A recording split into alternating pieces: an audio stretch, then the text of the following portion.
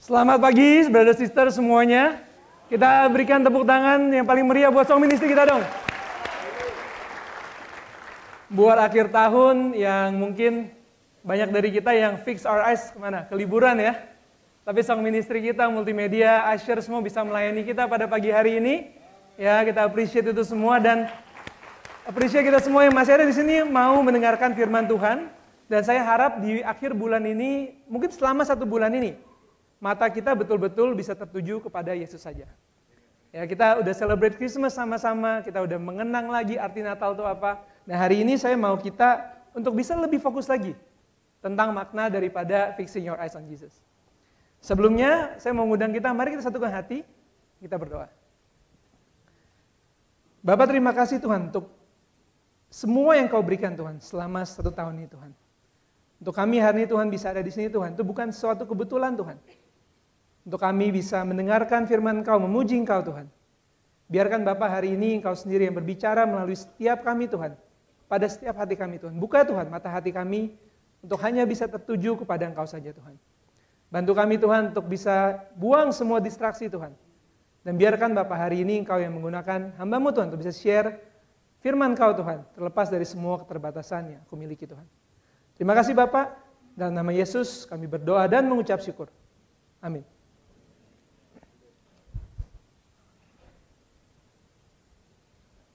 Ini tema kita pada bulan ini ya, fixing our eyes on Jesus. Tadi seperti yang saya katakan, hari ini di minggu-minggu krusial nih, biasanya kita udah mulai fixing our eyes on holiday. Ya, kayaknya udah enaknya moodnya di rumah aja, ya kan, istirahat aja gitu. Nah, tapi saya mau mungkin dalam waktu dalam waktu yang mungkin kita bisa renungkan sama-sama selama setahun ini kebaikan Tuhan. Dan juga bisa fokus secara intensional apa yang mau kita bangun. Ya, karena kita sekarang lagi di penghujung tahun 2024. Mungkin beberapa dari kita hari ini ada yang melihat bahwa tahun ini tahun yang baik. Mungkin beberapa dari kita hari ini merasa tahun 2024 tahun yang lewat begitu saja. Saya pengen tanya sama kita semua, siapa hari ini yang kira-kira memenuhi 50% daripada resolusinya? Boleh angkat tangan? 50%? Nggak banyak ya? 70%? Oke. Kalau yang bikin resolusi 2024 boleh angkat tangan nggak? Kita standarnya kita turunin sedikit gitu, enggak ya? Tapi gini, kadang-kadang di saat kita nggak fokus sama resolusi kita, tahun 2024 setahun itu bisa lewat gitu aja. Kemarin saya sama istri ambil waktu buat ngechecklist lagi resolusi-resolusi kita yang kita udah sama-sama achieve itu apa aja kira-kira. Ya puji Tuhan adalah 50% ya. Dan kita lagi bikin, oke, kita mau bikin resolusinya, kita mau taruh di depan kaca di meja kita. Supaya kita ingat terus sama resolusinya. Karena kadang-kadang kalau kita lupa, kita nggak cek lagi, ya lewat gitu aja. Dan hari ini kalau kita nggak berfokus dengan apa yang kita mau bertumbuh di tahun 2025, maka nanti tahun depan akan sama saja. Nah, saya mengundang kita untuk melihat bagaimana di saat hari ini kalau kita punya 1 atau 2 hal yang kita mau kejar, yang kita mau tuju. Bayangkan 5 tahun ke depan. Kira-kira seperti apa orang pas ketemu kita? 5-10 hal dalam 5 tahun. Dan orang akan menemukan kita sangat-sangat berbeda. Dan Christ likeness-nya akan terlihat. Karena kita semakin mirip dengan Yesus. Tapi kalau 5 tahun kita nggak punya resolusi, kita lewatin begitu saja. Hari demi hari, waktu demi waktu. Kita ditemukan sebagai orang yang sama lagi dan orang yang sama lagi. Karena itu saya mengundang kita untuk bisa menerima khotbah hari ini, menjadi sesuatu motivasi juga yang membangun 2025 kita dengan intensional. Hopefully 2025 kita bisa start strong, dan akhirnya bisa finish strong. Kita sama-sama belajar dari Ibrani 12, dikatakan marilah kita melakukannya dengan mata yang tertuju kepada Yesus. Dikatakan di sini, karena kita mempunyai banyak saksi, bagaikan awan yang mengelilingi kita, marilah kita menanggalkan semua beban dan dosa yang begitu merintangi kita, dan berlomba dengan tekun dalam perlombaan yang diwajibkan bagi kita. Marilah kita melakukannya dengan mata yang tertuju kepada Yesus, yang memimpin kita dalam iman, dan yang membawa iman kita itu kepada kesempurnaan, yang dengan mengabaikan kehinaan, tekun memikul salib, ganti sukacita yang disediakan bagi Dia yang sekarang duduk di sebelah kanan tahta Allah. Bapak Ibu sekalian, brothers sisters, hari ini di saat kita memilih untuk bertobat dan mengikut Yesus, sadar atau nggak sadar, suka atau nggak suka, kita semua ada dalam satu perlombaan. Betul? Dikatakan di sini kita diwajibkan berlomba. Tapi permasalahannya, berapa banyak dari kita hari ini yang berlari di perlombaan tersebut? Bahkan berapa banyak dari kita hari ini yang sadar kalau kita berlomba? Bayangkan nggak kalau hari ini kita berlomba, tapi kita nggak sadar dan kita nggak berlari. Kira-kira akhirnya seperti apa? Dan kebanyakan hari ini, di saat kita nggak punya mindset yang Ibrani 12 mau katakan, sebagai seorang Kristen, kita bisa jadi orang yang masuk ke dalam perlombaan, tapi nggak berlari dalam perlombaan tersebut. Dan itu mempunyai suatu bahaya. Dan saya yakin kita sudah satu sama-sama dari kitab Ibrani, dan kita sudah melihat banyak sekali hal-hal yang dikatakan yang bisa memotivasi kita harusnya untuk berlari. Di Ibrani 5 dikatakan, sebab sekalipun kamu ditinjau dari sudut waktu, sudah seharusnya menjadi pengajar. Kamu masih perlu lagi diajarkan asas-asas pokok dari pernyataan Allah, dan kamu masih memerlukan susu, bukan makanan keras. Mungkin ditinjau dari sudut waktu, kita harusnya sudah jadi pelari. Mungkin kita harusnya jadi pelari yang kuat hari ini. Tapi apakah kita bertumbuh? Atau kita hari ini masih jalan sore aja? Ya, lihat ya kalau jalan sore nyantai, ngeliat pemandangan gitu ya. Siapa pelari yang sikapnya seperti itu dalam dia berlomba? Dan kita hari ini dikatakan menjadi pelari sama seperti menjadi pengajar. Sama seperti hari ini membimbing orang. Sama hari ini kita juga berimpak kepada orang. Banyak dari kita ditinjau dari sudut waktu, masih perlu diingatkan, masih perlu ditegur terus-menerus, masih perlu dibimbing bukan membimbing. Saya cuma mau, ini jadi refleksi kita ya. Karena yang saya mau gambarkan adalah apa yang firman Tuhan katakan. Saya sendiri, di saat saya reflect akan ayat ini nggak enak buat saya. Karena waktu demi waktu, Tuhan tuliskan di kitabnya punya ekspektasi untuk kita bertumbuh. Dan ada bahayanya kalau kita nggak bertumbuh, atau kita nggak berlari hari ini dalam pertandingan iman. Dikatakan di Ibrani 6, ayat berikutnya adalah, mereka yang pernah diterangi hatinya, yang pernah mengecap karunia sorgawi, dan yang pernah mendapat bagian dalam Roh Kudus, dan yang mengecap firman yang baik dari Allah, dan karunia-karunia dunia yang akan datang, namun yang murtad lagi, tidak mungkin dibaharui sekali lagi. Sedemikian hingga mereka bertobat. Sebab mereka menyalibkan lagi anak Allah bagi diri mereka dan menghinanya di muka umum. Kita sama-sama celebrate Christmas kemarin, pohonnya masih ada di sini. Tuhan Yesus lahir, kita enjoy, kita happy. Tapi di saat hari ini kita nggak bertumbuh dan nggak berlari, dikatakan di sini sama seperti kita menyalibkan lagi anak Allah bagi mereka dan menghinanya di muka umum. Banyak orang hari ini celebrate Christmas tapi nggak dirubahkan, nggak change by Christmas. Banyak orang hari ini masuk ke dalam pertandingan tapi nggak berlari dalam pertandingan. Dan dikatakan di sini, kalau kita baca Ibrani 6, ini bukan orang yang nggak pernah mengenal Allah. Ini bukan orang yang nggak pernah bertobat. Tapi dikatakan jika dia tidak berlari lagi, jika dia tidak bertumbuh, maka dia bisa apa? Keras hati, dia bisa hanyut, dan kemungkinannya adalah dia tidak mungkin dibaharui sekali lagi sedemikian. Jadi brother sister, Bapak Ibu sekalian, hanya saya mengundang kita untuk melihat kalau kita nggak berlari dan kita nggak bertumbuh, itu sangat-sangat berbahaya. Dan saya mau kita hari ini ambil dengan sangat serius, bagaimana kita harus berlari untuk Tuhan. Karena itu tema khotbah saya hari ini adalah run with perseverance. Bagaimana kita berlari dengan tekun dalam perlombaan iman yang sudah diwajibkan untuk kita semua. Untuk kita mungkin hari ini yang masih belum even masuk ke dalam pertandingannya. Ya kayak, aduh, mau ikut Tuhan nggak ya, mau ikut Tuhan nggak ya? Saya encourage untuk kita fokus dalam masuk ke dalam pertandingan tersebut. Karena itu saya punya 2 poin. Yang pertama adalah untuk kita bertanding, kita perlu bisa strip hal-hal yang menghambat kita. buang itu, lepaskan itu.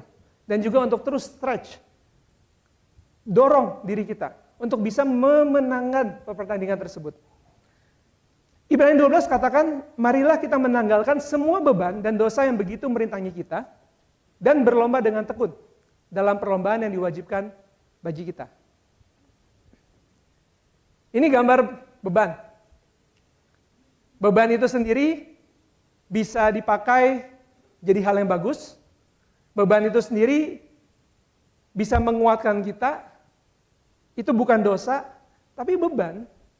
Tergantung daripada cara kita menggunakannya atau perspektif kita menggunakannya. Maksud saya apa? Bahkan kata beban sendiri, kalau kita lihat, bisa punya makna yang berbeda-beda. Contoh, saya suka banget kalau saya lihat orang bilang, saya terbeban. Saya melihat orang yang lagi kesusahan, saya terbeban. Saya melihat ada hal yang saya perlu lakukan untuk tubuh Kristus, untuk kerajaan Kristus, saya terbeban. Itu kata-kata yang bagus sekali. Tapi kalau, aduh, fellowship ya, beban. Aduh, ke gereja ya pagi-pagi, beban. Baca Alkitab, beban. Itu bukan kata-kata yang bagus. Dan penulis Ibrani lagi menuliskan, bagaimana seorang itu mau berlari, lepaskanlah semua beban yang ada. Orang berlari pakai ini, pakai beban ini biasanya buat apa? Supaya melatih diri dia. Di saat nanti dia mau berlari, pastinya dia lepaskan. Dan dia berharap kaki dia akan tambah kuat, sehingga dia makin kuat lagi dalam berlari. Tapi siapa orang yang mau berlomba, mengenakan beban tersebut? Sebisa mungkin dia akan bikin diri dia semakin ringan. Pakai baju yang lebih, mungkin tahan angin atau apa ya, yang nggak kewer-kewer lah istilahnya gitu ya. Lebih aerodinamis. Larinya aja begini. Ya, dan gak mungkin orang tersebut lari tapi dia bawa tas gembolannya saat dia berlomba. Dan kayak kita lagi mau naik gunung deh misalnya gitu ya, itu juga sama. Gak ada orang hari ini mau mendaki gunung dia bawa yang berat-berat. Kemarin kita sempat pergi ke Curug. Saya sama ministri saya pergi ke Curug. Ada yang naik bawa laptop. Jadi tasnya berat banget gitu. Terus bawa air yang besar banget lagi. Kita naik aja udah capek banget gitu kan. Bawa barang seperti itu kan nggak membantu ya. Nah sekarang sama, kita mau bertanding. Tapi beban apa hari ini yang kita kenakan? Yang kita nggak sanggup lepaskan. Dan ini bahaya kenapa? Karena kalau dosa, orang lebih gampang tegur kita. Kalau beban, mungkin lebih sulit. Dan kita punya alasan untuk bilang bahwa apa? Ini baik. Ini bukan dosa. Kita lihat di Ibrani 13. Janganlah kamu menjadi hamba uang, dan cukupkanlah dirimu dengan apa yang ada padamu. Karena Allah telah berfirman, aku sekali-kali tidak akan membiarkan engkau, dan aku sekali-kali tidak akan meninggalkan engkau. Sebab itu dengan yakin kita dapat berkata, Tuhan adalah penolongku, dan aku tidak akan takut. Apakah yang dapat dilakukan manusia terhadap aku? Hari ini, kalau kita lihat di sini, dikatakan seberapa trust kita taruh kepada Tuhan. Kalau Tuhan adalah penolong kita, kalau Tuhan nggak akan meninggalkan kita. Karena kadang kita taruh trust kita kepada hal yang lain. Particularly di sini dikatakan adalah uang. Makanya Tuhan Yesus bilang nggak ada orang yang bisa mengabdi kepada dua Tuhan, kepada Yesus dan kepada Mamon. Makanya di sini dikatakan janganlah kamu menjadi hamba uang. Dan uang bukannya salah. Tapi di saat kita diperhamba sama uang, itu yang berbahaya. Hari ini apa aja yang bisa memperhamba kita? Apakah pasangan kita bisa memperhamba kita? Apakah anak kita bisa memperhamba kita? Pekerjaan kita? Ambisi kita? Apa yang hari ini bisa memperhamba kita? Dan kita nggak sadar, kita sering bilang, kan saya bekerja untuk keluarga saya. Kan saya sayang sama anak-anak saya. Kadang-kadang nilainya bisa bertabrakan. Saya bercanda kemarin pas saya gambarkan ya, kadang-kadang di saat kita nggak firm sama iman kita, pasangan kita bisa jadi beban. Mungkin ya karena hati kita juga ya. Tiba-tiba di hari Minggu pas istrinya sakit, suaminya nggak datang. Suaminya bilang, istri saya lagi sakit. Kamu sakit juga? Sakit apa? Flu? Bukan. Diare, salah makan? Bukan. Sakit kepala. Nularkah sakit kepala itu? Kadang-kadang bingung juga ya, tapi ya kadang-kadang apa? Ya saya kan harus jaga istri saya. Dipijit-pijit kepalanya 24 jam gitu ya. Mungkin. Sampai tambah pusing. Ya, tapi nggak gini, maksudnya apa hari ini yang membebankan kita? Kita mau berlari buat Tuhan, tapi sanggup nggak kita bikin diri kita tuh semakin lama semakin ringan? Saya sedih di saat saya melihat ada satu orang di firman Tuhan yang bertemu dengan Yesus, yang bertanya bagaimana cara mendapatkan hidup yang kekal. Ini orang yang luar biasa, kenapa? Karena di kepala dia, tujuan yang dia mau adalah untuk mendapatkan hidup yang kekal. Gak banyak dari kita hari ini mungkin yang terus-menerus berfokuskan diri kita kepada bagaimana memperoleh hidup yang kekal. Tapi Tuhan Yesus bilang ada satu hal yang kurang daripada dia. Dan bukan karena dosa-dosa yang dia lakukan secara aktif, tapi karena dia nggak bisa meninggalkan uangnya dia. Tuhan bilang, jualah seluruh hartamu, berikan kepada orang miskin dan ikutlah aku. Tapi orang tersebut bilang apa? Dia nggak bisa lakukan itu, dia pergi dengan sangat-sangat sedih. Nah hari ini dikatakan cuma satu hal saja yang kurang. Saya kadang ngeri juga ya, jangan sampai Tuhan ketemu saya, Andre, cuma 20 hal yang kurang sama kamu gitu ya. Aduh banyak banget Tuhan gitu ya. Ini cuma satu hal saja yang kurang. Andaikan dia lepaskan beban dia, dan dia mau berlari untuk Tuhan hari itu juga. Bayangkan kira-kira bagaimana. Tapi dia nggak mau lepaskan itu. Dan istrinya Lot, di saat Tuhan mau selamatkan dia, Tuhan mau selamatkan dia. Dan dia hampir diselamatkan. Tapi dia lihat ke belakang. Specifically Tuhan bilang jangan, tapi dia melihat ke belakang. Nah hari ini di saat Tuhan panggil kita untuk fix our eyes on Jesus, apakah kita masih lihat ke belakang? Apakah kita masih ragu untuk berjalan? Dan di saat kita lihat ke belakang, sama seperti Petrus yang berjalan di atas air, kita mulai takut. Dan kita nggak taruh Tuhan lagi sebagai center. Dan kita lupa akan kekuatan Tuhan sebagai penolong kita. Karena itu brother sister, saya mau encourage kita semua. Hari ini, marilah kita berlari. Fokus dengan apa yang mungkin bisa membebani kita dalam pertandingan iman kita. Dan berikan yang terbaik untuk Tuhan. Ini ada satu quote yang saya pengen share. Dikatakan, if He's not the Lord of all, then He's not Lord at all. Jika dia bukan Tuhan akan semua, maka dia bukan Tuhan sama sekali. Kalau dia Tuhan akan semua, dia nomor satu dalam prioritas kita. Dan semuanya milik dia. Tapi di saat itu mulai terbalik aja. Tuhan nomor dua, dan ada hal lain yang di atas daripada Tuhan. Satu hal saja yang kita nggak bisa berikan kepada Tuhan, dia bukan Tuhan sama sekali. Karena itu sanggup nggak hari ini kita tinggalkan semua beban dan berlari untuk Tuhan? Berikutnya, saya kaget lihat dia ya. Berikutnya, kalau kita lihat gambar ini, dan kita lihat firman Tuhan tadi dikatakan, bukan cuma beban, tapi ada dosa juga yang begitu merintangi kita, begitu entangles kita. Dan kalau kita lihat entangles itu berarti apa? Terikat. Ya, bayangkan hari ini kalau kita berlari, tapi kaki kita diikat. Ya kita nggak bisa lari seperti itu. Kira-kira bagaimana? Dan banyak orang hari ini mau berlari buat Tuhan, mau memberi lebih buat Tuhan, tapi nggak mau beresin dosanya dia. Pernah ketemu yang seperti itu? Kalau kita ketemu dia, dia bilang, wah saya punya mimpi yang besar banget buat Tuhan. Tapi dosa yang depan mata aja, dia nggak mau beresin. Punya banyak sekali mimpi, tapi nggak mau bertobat. Nah ini kira-kira gambarannya. Orang yang mau berlari, tapi kakinya diikat. Orang yang mau berlari, tapi pilih jalan di lumpur, atau lari di pasir. Pernah nggak lari di lumpur atau di pasir? Ya rasanya berat sekali ya. Lari di sana ya, ngos-ngosan. Beda kalau kita lari di trek yang berlari. Nah hari ini sama, kalau kita mau berlari, tapi ada satu dosa yang terus-menerus mengikat kita. Yang buat kita jatuh lagi. Sampai sejauh apa, sampai kita udahlah, nggak usah berlari lagi deh. Percuma, capek, cuma jatuh-jatuh doang. Gak bisa berlari dengan tekun.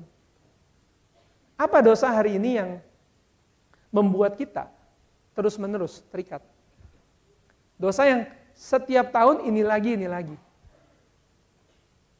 Buat brothers, apalagi yang single khususnya ya, saya nggak bilang yang married nggak imun, bagaimana dengan purity kalian? Kita bisa mau berlari buat Tuhan, tapi jaga kemurnian aja susah. Sampai berapa tahun kita harus beresin masalah itu lagi. Ini salah satu gambaran bagaimana kita harus lepaskan semua dosa-dosa yang menjerat kita. Saya nggak bilang kita nggak akan berdosa lagi. Kita nggak imun dari dosa. Tapi jangan sampai dosa ini yang terus-menerus ikat kita jatuh di lubang yang sama lagi, terus-menerus. Buat saya secara pribadi, saya dulu itu seorang apa? Pencandu. Pecandu apa? Apa bro? Pecandu narkoba. Ya, saya pencandu. Dan di saat saya mau bertobat, pastinya saya lepaskan itu semua karena itu ilegal. Tapi ada satu hal yang waktu itu saya susah banget lepaskan adalah rokok. Dan di saat saya belajar Alkitab, sama Bro Yance waktu itu ya, dibukakan Yohanes 8, saya kesel banget sama Yohanes 8 ayat 32 sampai 34. Dikatakan siapa yang berdosa adalah hamba dosa. Karena saya dengan sangat sombong bilang bahwa saya bukan hamba siapa-siapa. Saya bisa berhenti kok kapan aja saya mau. Tapi saya nggak mau aja. Semua pecandu biasanya ngomongnya gitu. Saya bisa berhenti kok kapan aja, tapi saya nggak mau aja, belum mau aja. Denialnya besar sekali. Itu yang saya lakukan dulu. Karena saya berasa saya lebih punya disiplin daripada teman-teman saya yang lain. Maka saya nggak bisa lepaskan itu. Dan Tuhan mau bikin saya lebih humble. Pada waktu itu saya hampir dipanggil Tuhan. Nyawa saya hampir diambil daripada saya. Dan saya mau berdoa sama Tuhan waktu itu. Dalam doa saya mau pikir, Tuhan, kalau Tuhan benar-benar ada, tolong dong Tuhan sembuhkan saya, tapi saya janji deh saya akan lepasin rokok. Saya janji. Tapi hati kecil saya bilang, kamu yakin? Yakin mau janji sama Tuhan? Nah kalau nggak bisa tepatin gimana? Kalau besok ngerokok lagi gimana? Ntar Tuhan malah tambah kesel nggak sama kamu? Waduh, takut juga. Akhirnya saya nggak lakukan, saya nggak doa. Dan hal pertama yang saya lakukan adalah apa? Merokok. Saya turun, saya masih keringat dingin, saya kaget, saya hampir mati, saya ngerokok. Tapi itu, kenapa? Karena dosa memperhamba kita. Ada dosa-dosa hari ini yang kita udah punya kekuatan, kita bilang no, kita nggak mau lagi lakukan dosa-dosa ini. Tapi apa dosa yang kita masih biarkan memperhamba kita tahun ke tahun? Itu lagi. Kita mau apa? Kita mau berlari buat Tuhan, tapi insecurity kita mempengaruhi kita terus. Semua yang papa mama kita lakukan dulu, itu yang bikin kita, saya gampang ke-trigger bro, gitu kan. Di-trigger lagi. Saya mau encourage kita hari ini, apa hari dosa yang kita perlu bertobat? Yang kita mau bilang, 2025 enggak lagi. Saya nggak mau lagi diperhamba sama hal ini. Dan biasanya hal-hal ini lebih gampang me-entangles kita, kenapa? Karena kita menyepelekan hal tersebut. Ini kecil aja kok, cuman telat aja, cuman boros sedikit, cuma nggak disiplin, cuma sering marah-marah aja sama anak, sama istri, cuma. Padahal itu lagi menjerat kita. Dan kita lihat di Ibrani 12 dikatakan, janganlah ada orang yang menjadi cabul atau yang mempunyai nafsu yang rendah seperti Esau. Karena dia meninggalkan hak kesulungan dia untuk apa? Sup kaca merah. Yang biasa-biasa itu aja. Hal sepele. Tapi menghilangkan sesuatu yang begitu besar yang mau diberikan pada bapaknya untuk dia. Hari ini surga mungkin udah Tuhan mau berikan sama kita. Tapi cuman gara-gara perihal sepele aja kita gantikan itu. Dan tahun ke tahun kita ikutin nafsu kita. Kita ikutin perasaan kita.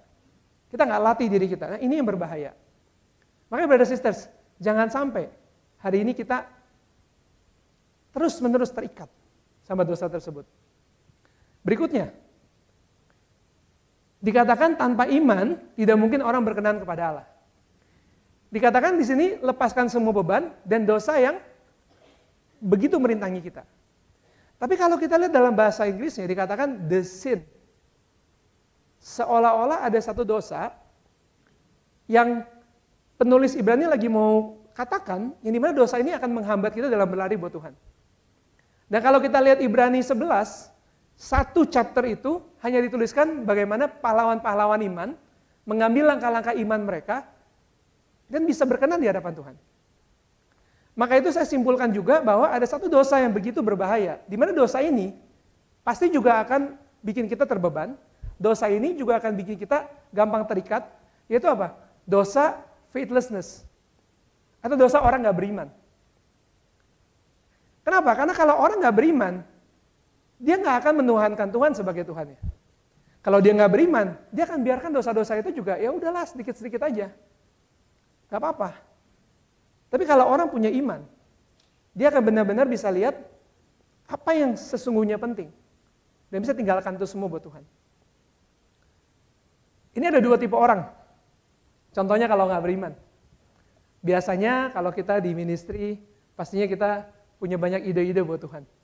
Ya, kita propose idea kita ngomongin mimpi-mimpi kita buat Tuhan. Tapi banyak orang yang keluarin kata-kata atau lain seperti ini. Yang pertama apa? Gak bisa bro, kita gak pernah coba itu. Gak pernah dilakukan sebelumnya. Susah, pesimis, skeptis. Akhirnya apa? Gak usah lah, jangan dicoba deh. Ada juga tipe yang kedua, pernah coba tapi cuma sekali. Oh kita udah pernah coba bro tapi gak berhasil.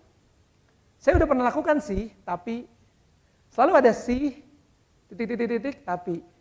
Kalau orang mau bertobat gitu ya, dengan banyak alasan biasanya, iya sih tapi. Saya pernah sih tapi. Selalu ada itunya juga gitu. Nah sekarang gini, Tuhan Yesus hanya bisa melakukan mujizatnya, seolah-olah kalau kita lihat di firman Tuhan, di saat orang-orang tersebut punya iman yang besar. Ya, bukan berarti Tuhan nggak bisa melakukan segala sesuatu atau mujizatnya, tapi seolah-olah di saat kita lihat di firman Tuhan, iman itu yang membuat Yesus bisa akses, channeling powernya dia. Kita lihat bagaimana di saat dia kembali ke kota asalnya dia, di mana dia dikatakan tidak bisa melakukan mujizat apa-apa, kecuali menyembuhkan beberapa orang yang sakit. Dia bisa, tapi terlimitasi. Karena apa? Orang-orang itu nggak melihat dia sebagai Tuhan. Bukankah ini anak tukang kayu? Bayangkan hari ini di saat kita nggak punya iman. Di saat kita aja nggak berani untuk bermimpi besar buat Tuhan. Atau nggak melihat kekuatan Tuhan bisa membantu kita untuk mendapatkan apa yang kita mau. Spiritually speaking. Bagaimana hari ini kita bisa melangkah dan berlari buat Tuhan? Kita akan gampang capek. Kita akan gampang lelah dan nggak mau maju lagi.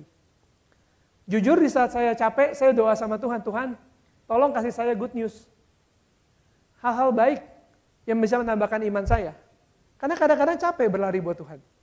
Tapi kalau ada good news, kalau kita bisa lihat iman yang Tuhan jawab, Tuhan gunakan iman tersebut, itu bisa energize kita. Karena itu brother sisters, saya mau kita belajar dari Abraham. Dikatakan di sini karena iman Abraham, dia taat. Ketika ia dipanggil untuk berangkat ke negeri yang akan diterimanya menjadi milik pusakanya, lalu ia berangkat dengan tidak mengetahui tempat yang ia tujui. Karena iman, ia diam di tanah yang dijanjikan itu seolah-olah di suatu tanah asing, dan di situ ia tinggal di kemah dengan Ishak dan Yakub yang turut menjadi ahli waris janji yang satu itu. Sebab ia menanti-nantikan kota yang mempunyai dasar, yang direncanakan dan dibangun oleh Allah. Dan dikatakan architect and builder is God.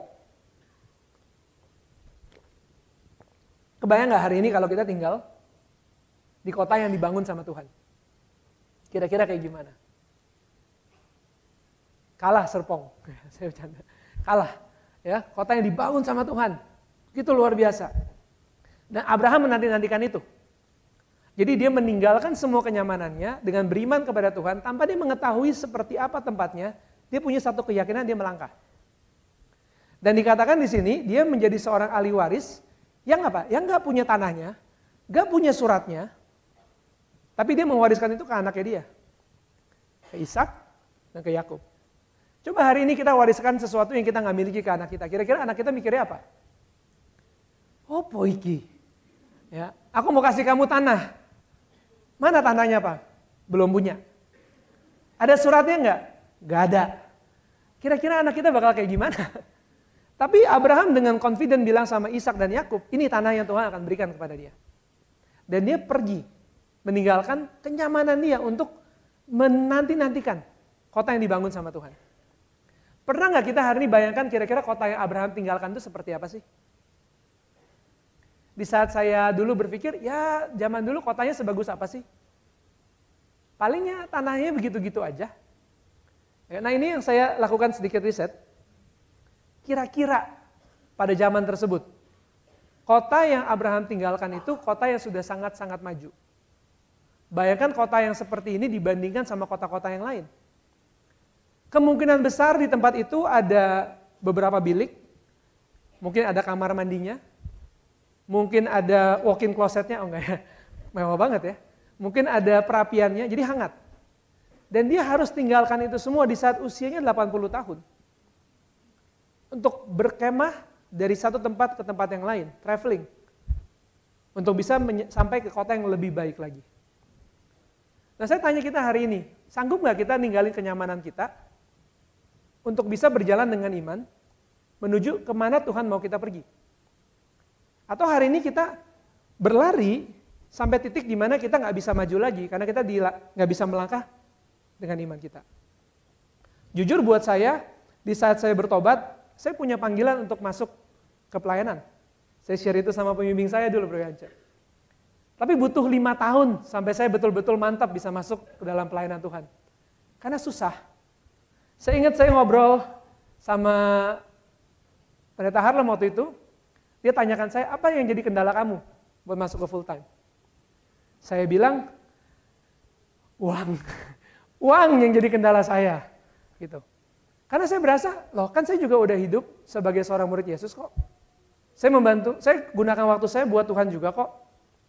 Tapi buat ninggalin kenyamanan tuh agak susah. Dan dia tanya, kenapa memangnya? Saya bilang, kalau nggak ada uang, saya sama istri saya nanti saya bisa punya hidup yang pahit. Nanti sama anak-anak saya, hidupnya juga pahit. Pahit gitu.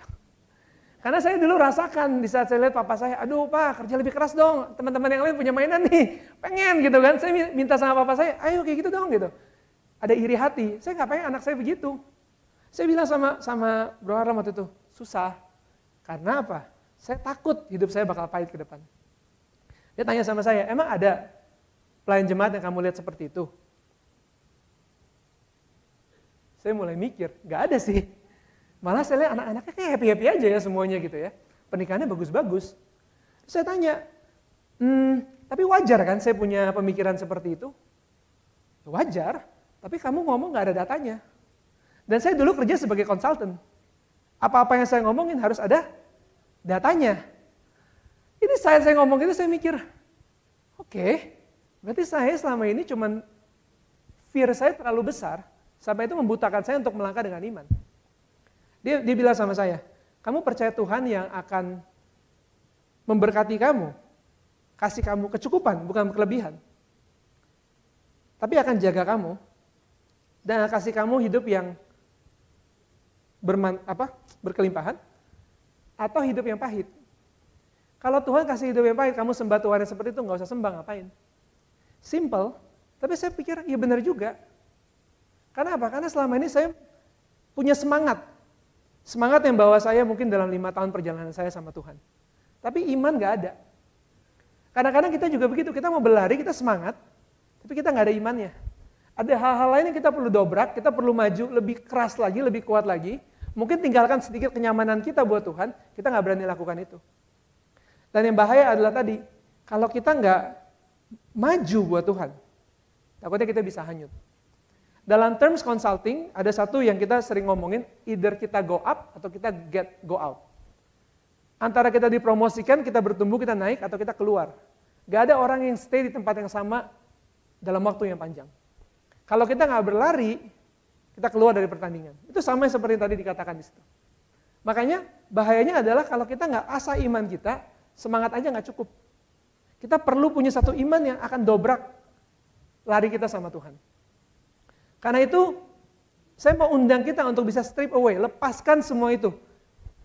Semua berhala kita, semua hal-hal yang hari ini masih jadi addiction kita, yang masih menyikat kita, memperhamba kita, dan ketakutan kita. Supaya faith kita lebih besar daripada fear kita. Bukan kita diperhamba sama fear kita. Amin? Saya punya 3 poin lagi. Nggak poin kedua, tapi saya biasanya suka ya 1 poin isinya 3 gitu ya. Jadi kira-kira 6 poin. Oh enggak, saya bercanda.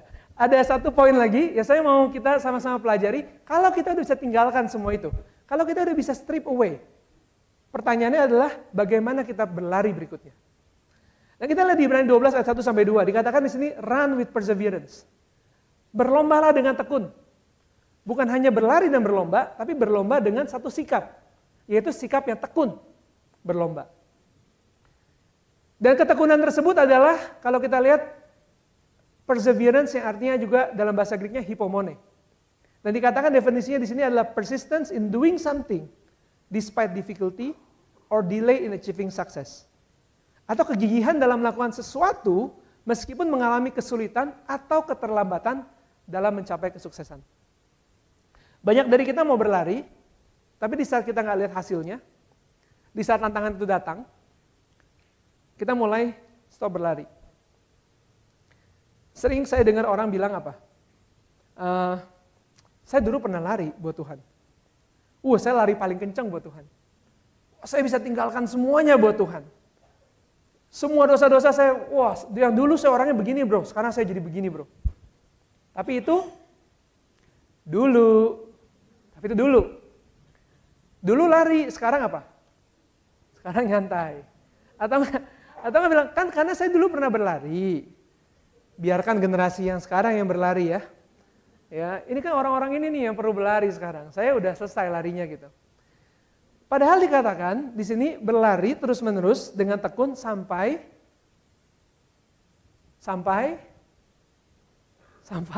akhir pertandingan kita. Sampai kita mendapatkan mahkota kebenaran dan mahkota keabadian itu. Makanya pertandingan yang kita lari ini bukan sprint brother sisters, tapi apa? Maraton. Masih panjang.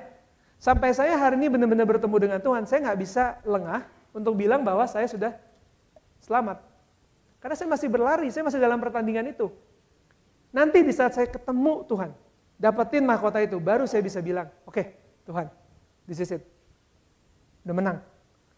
Kita lihat di Ibrani 12 dikatakan, ingatlah selalu akan Dia yang tekun menanggung bantahan yang sehebat itu terhadap dirinya dari pihak orang-orang yang berdosa, supaya jangan kamu menjadi lemah dan putus asa.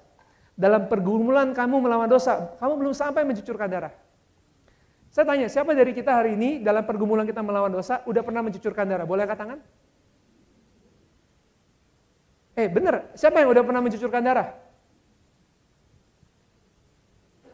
Gak ada ya? Saya kenal satu orang yang pernah mencucurkan darah. Di saat saya waktu itu lagi leaders meeting, saya ketemu sama satu sister, jalannya terseok-seok. Kakinya diperban dan ada darahnya. Saya tanya sama dia, itu kenapa?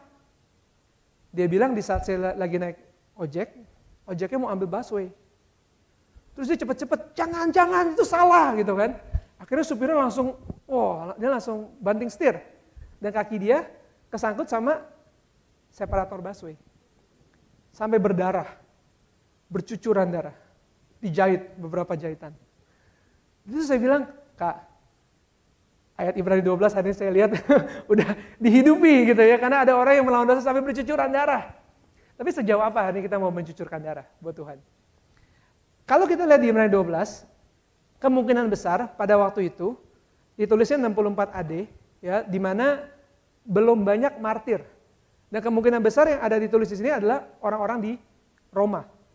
Orang-orang Roma yang ada di orang Yahudi yang ada di Roma. Dan kemungkinan besar pada waktu itu mereka belum sampai mencucurkan darah. Udah kena penganiayaan, tapi belum sampai mati. Dan mudah buat orang-orang ini untuk balik ke agama apa? Yahudi.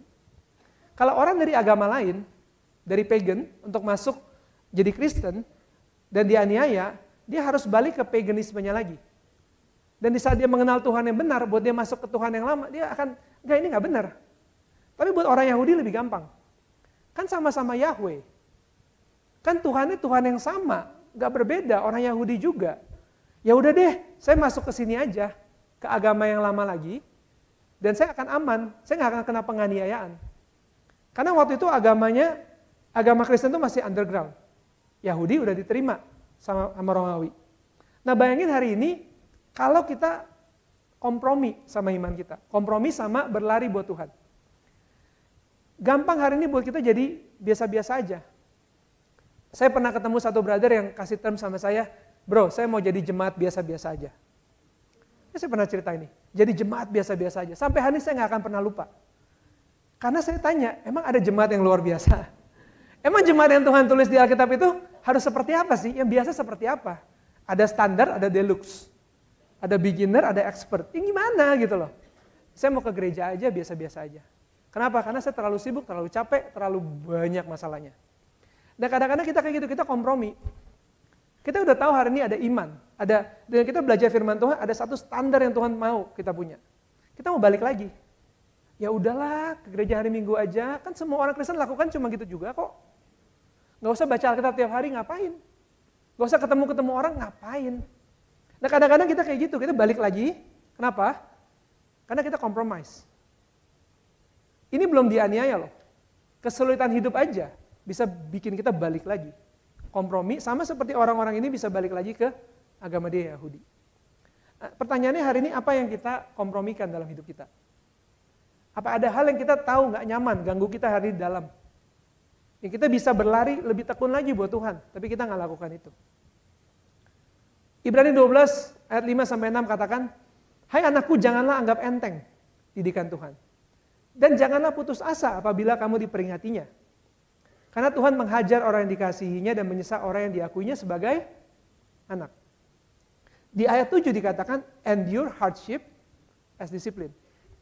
Seberapa sering hari ini di saat kita ketemu sama kesulitan, kita lihat kesulitan itu bagus buat kita. Kita lihat itu cara Tuhan lagi disiplinin kita. Kalau kita kena masalah, seberapa banyak cara kita pandang masalah itu adalah, ini adalah momen buat kita di-upgrade sama Tuhan. Buat kita makin dikuatkan lagi sama Tuhan. Ada? Atau di saat kita ketemu masalah, kita kayak, Tuhan kok masalah lagi sih? Kenapa kok ada masalah lagi demi masalah lagi Tuhan berikan dalam hidup saya? Gimana cara kita lihat masalah yang Tuhan berikan? Atau enggak, hardship yang diberikan dalam hidup kita. Apa ada hari ini orang yang hidupnya nggak ada masalah? Saya sering ketemu orang bilangnya apa? Bro, lu nggak tahu masalah gue bro. Ya nggak tahu persis sih, tapi nggak ada orang yang nggak ada masalah. Semua juga punya masalahnya kok. Tapi kalau saya masalah saya masih mau berjalan buat Tuhan. Kamu gimana? Banyak orang yang begitu ada masalah udah nggak mau lari lagi buat Tuhan. Larinya nggak tekun.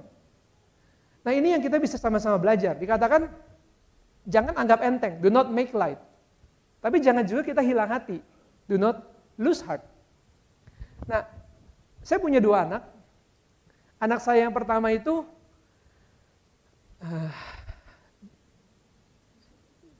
digambarinnya, dibilangnya strong will. Karakter kuat katanya gitu ya, strong will. Nah, jadi kalau diajarin, kadang-kadang kita perlu disiplinin dia, gitu ya, gitu. Dia masih kurem, kuat banget gitu loh. Mana gitu, nantangin lah, kuat banget gitu kan. Itu dia, apa ya, kadang-kadang kita mikir, kok ini berapa kali diajarin kok gini-gini lagi. Gitu loh, kayak dia nggak ngerti-ngerti lesson yang kita mau ajarin sama dia kayak gimana, karena anaknya tough. Dan seringkali kita sama Tuhan begitu, kita kepentok lagi, kita tough banget. Gak apa-apa Tuhan, masih bisa kok, dengan stubbornnya kita masih kuat kok buat kita maju, gak apa-apa. Padahal Tuhan lagi bilang, aduh ini orang kok gini ya. Ini loh yang Tuhan lagi mau ajarin, kok gak bisa lihat. Tapi ada juga, anak saya yang kedua, dibentak sedikit aja, Dede, wah, langsung mulutnya bengkok, matanya agak merah, langsung belum even disentuh, gitu loh. Hatinya lembut banget. Dan ini yang lose heart. Yang begitu ada masalah langsung Tuhan tuh jahat. Tuhan kenapa saya udah melayani engkau sebanyak ini kok Tuhan begini? Seolah-olah Tuhan janji kalau kita melayani Tuhan gak ada masalah dalam hidup kita sama sekali. Dan di saat kita lose heart, kita miss the intention. Tuhan selalu baik, dan Tuhan kasih dalam segala hardship untuk disiplinin kita, tapi kita lupa akan hal itu. Kita lupa intensi Tuhan yang bagus, yang baik buat kita, yang biarkan kita mengalami itu semua untuk bertumbuh. Tapi yang paling bahaya adalah kalau kita juga apa? Miss the lesson. Pelajaran-pelajaran penting yang hari ini kita bisa pelajari, kita nggak pelajari itu. Setiap saya sama istri menghadapi sesuatu, kita akan make meaning. Apa yang Tuhan mau ajarin? Apa yang kita bisa belajar? Baik kita bisa bertumbuh, atau mungkin ada hal dari diri kita nih hari ini yang nggak benar yang kita perlu beresin. Dan mungkin juga hari ini di saat kita miliki satu kelemahan, Tuhan lagi mau kuatkan kita. Sering banget saya ngomong sama orang-orang yang mau belajar untuk sabar, Tuhan kasih orang-orang yang menyebalkan dalam hidup dia. Terus dia akhirnya bilang apa? Kenapa begini gitu kan? Ya tapi kan kamu mintanya gitu. Tuhan lagi asah gitu. Dan untuk kita bisa bertumbuh hari ini, merubah weakness kita jadi strength, kita bisa ajarin orang lain. Kalau orang yang udah punya strength itu, kekuatan itu, dia bingung juga cara ngajarin orang gimana. Saya dari lahir udah sabar bro. Udah begini gitu kan. Mau ngajarin orang sabar susah. Saya punya anak bimbing saya satu couple nggak pernah berantem. Ngajarin sama couple lain berantem-berantem nggak relate. Kok kita nggak pernah kayak gitu ya, pernikahannya bagus banget gitu, bingung. Saya sama istri udah pernah lewatin, ya pasti yang lain udah pernah lewatin juga ya. Bisa share sama orang, saya pernah kayak gitu juga dulu gitu. Sama gitu.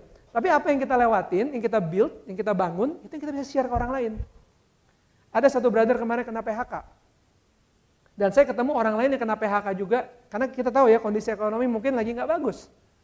Satu kena PHK, yang satu di luar Tuhan, yang satu di dalam Tuhan. Yang dalam Tuhan dia bisa ngisi waktu dia dengan baik. Oke, saya kena PHK, tapi sebentar lagi saya juga bekerja lagi. Saya nggak boleh kasih kendor. Dalam waktu ini saya mau lebih rajin buat Tuhan. Saya bisa ikut Bible study di siang hari. Dia malah semangat buat Tuhan. Nyikapinnya beda. Dan dia bisa bantu orang-orang lain ke depan yang akan mengalami hal tersebut. Misalnya saya ngomong sama dia, saya bilang, aduh, saya belum pernah kena PHK, saya nggak tahu rasanya. Zaman dulu PHK itu nggak seperti sekarang mungkin gitu loh, dalam kondisi yang seperti ini. Dan banyak orang yang saya lihat bisa kena PHK, tapi dia bisa share dengan keyakinan dia pernah lewatin itu semua. Apa hari ini hal-hal yang Tuhan bisa rubahkan dari kita? Weakness kita yang bisa jadi strength. Yang kita bisa ajarkan nanti ke orang-orang lain juga, ke brother sisters atau ke orang-orang yang membutuhkan encouragement tersebut. 1 Korintus 9 dikatakan, tidak tahukah kamu bahwa dalam gelanggang pertandingan semua peserta turut berlari, tapi hanya satu orang saja mendapat hadiah. Karena itu larilah begitu rupa sehingga kamu memperolehnya. Kita berlari untuk menang. Bahkan dikatakan di sini berlari seolah-olah cuma ada satu pemenang. Buat saya di saat saya baca ayat ini, waktu itu salah insight. Saya pikir berarti saya lari sama Abraham, sama Paulus. Wah berat banget. Ini Bapak Iman nih. Yang satu lagi, wah luar biasa sekali gitu. Tapi gimana cara kita ngelatih diri kita? Kita mau lari seolah-olah seperti hanya ada satu pemenang nggak yang dapat hadiah. Atau kita puas aja hari ini. Siapa yang mau lari? Oh ya saya juara 10 aja udah oke kok. Nggak apa-apa lah, yang penting kan bertanding. Mindsetnya itu beda. Orang yang mau jadi juara 1 dikatakan dia melatih tubuhnya. Dan dia menguasai seluruhnya. Siapa hari ini yang constantly melatih diri, menguasai diri, untuk bisa berlari untuk Tuhan. Brother sister, saya mau encourage kita. Di saat ada masalah-masalah atau masa-masa yang sulit dalam hidup kita, justru kita semakin kuat menghadapinya. Kita semakin tough lagi, latih diri kita lagi untuk bisa achieve holiness sesungguhnya. Dikatakan mahkota yang diberikan di sini adalah mahkota keabadian. Paulus di saat penghujung hidupnya dikatakan bahwa apa? Dia udah finish the race. Dan ada satu mahkota kebenaran yang Tuhan mau berikan kepada dia. A crown of righteousness. Hari ini untuk kita bisa righteous itu nggak gampang. Tadi ya, kadang-kadang kita harus mencucurkan darah. Mungkin akan ada masanya kita harus mencucurkan darah. Tapi sejauh apa kita hari ini bisa set aside kenyamanan kita buat Tuhan. Pursue holiness in the world and happiness in heaven. Kejarlah kekudusan di bumi dan kebahagiaan di surga. Banyak orang yang terbalik. Di bumi mau bahagia, nanti dikuduskannya di surga aja. Kalau Matius 6 bilang, kumpulkanlah harta di bumi, janganlah kumpulkan harta di bumi, tapi di surga, banyak orang kebalik. Di bumi mau kaya raya, di surga cukup aja buat masuk surga. Yang penting punya cukup buat masuk surga. Harusnya di bumi kaya raya imannya, ya dong, holiness-nya, tapi ya udah cukup di bumi, tapi kaya raya di surga. Orang sering kebalik. Nah hari ini kalau kita hidup dengan semua hardship yang ada, kita masih bisa jaga righteousness kita nggak, holiness kita nggak? Harusnya kita bisa jaga sedemikian rupa, di saat kita ketemu dengan Tuhan, baru itu titik bahagianya. Makanya peribahasa Indonesia bilang, bersusah-susah dahulu, bersenang-senang kemudian, nggak terbalik, brothers sisters. Karena itu saya mau undang kita, memprepare 2025, stretch diri kita lagi. Tuhan mau upgrade kita, dia mau upgrade karakter kita, semakin mirip dengan dia. Itu kenapa dia kasih kita banyak hardship dalam hidup kita. Tapi lebih daripada itu, Tuhan juga mau expand kapasitas kita. Mungkin dulu kita nggak bisa handle banyak, kita semakin ditumbuhkan lagi. Itu yang Tuhan mau dari kita. Karena itu brothers sisters, saya mau mengundang kita 2025, mari kita lari dengan ketekunan, Strip away segala sesuatu yang bisa hari ini membuat kita nggak bisa berlari dan berlari sedemikian rupa supaya kita bisa bertumbuh semakin mirip lagi dengan Kristus. Dan saya mau kita sadar bahwa hari ini bisa kita berlari. Itu sesuatu yang Tuhan inginkan. Dan ada bahayanya di saat kita nggak berlari. Amin. Itu saja yang saya bisa share pada hari ini. Semoga ini membantu kita semua.